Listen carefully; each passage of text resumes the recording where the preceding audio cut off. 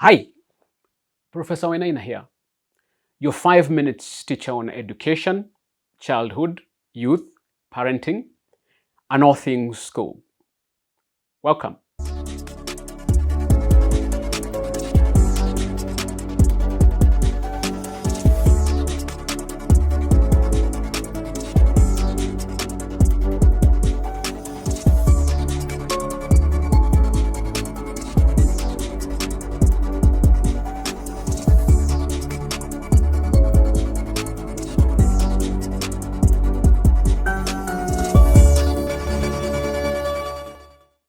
Remember when your child was all smiles and yes, mommy, or yes, daddy, and they did as they were told, and you could practically predict their every move. And now they've started talking back, questioning your rules, and let's be honest, testing your patience.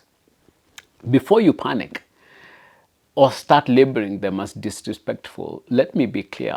This isn't a sign of rebellion. It is a sign that your child is growing up as they should.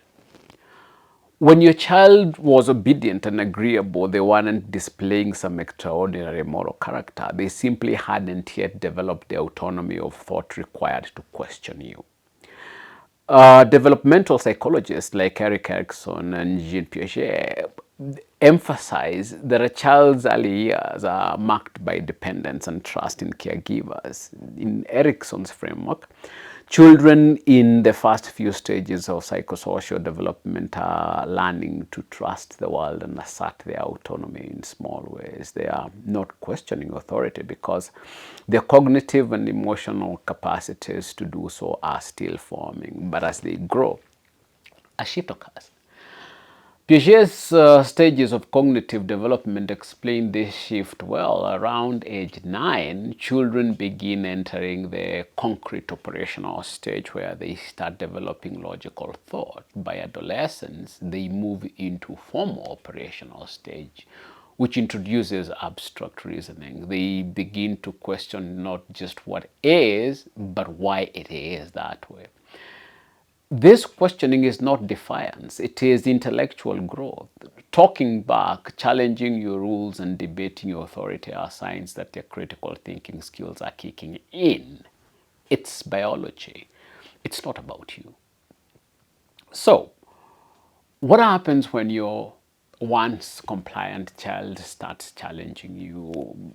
Many parents make the mistake of interpreting this as a lack of respect, but labeling it that way shuts down an opportunity for growth, both theirs and yours. If you treat every why do I have to as rebellion, you risk obstructing their development and missing the chance to guide them through this critical stage of forming their identity. The truth is, your child's job is to grow into an independent adult, and questioning authority is part of that process. Without the ability to think critically and assert themselves, your child will struggle to navigate a world that demands resilience, confidence, and discernment. Blind obedience may have made them easy to manage as children, but as adults, it leaves them vulnerable to manipulation and poor decision making. So, what should you do when the back talk begins? First, take a step back and reframe the situation. Recognize that their questioning is not about disrespect, it's about learning to assert themselves. Responding with anger or harsh discipline will only escalate tensions and teach them to associate questioning with punishment, affecting their confidence. Instead, engage them. If they ask why a rule exists, explain it. If they challenge your decision, hear them out. This doesn't mean you should bend to their every whim, but it does mean you should show them that their voice matters. This approach teaches them two critical lessons. One, how to question respectively, and how to accept boundaries when they are explained thoughtfully.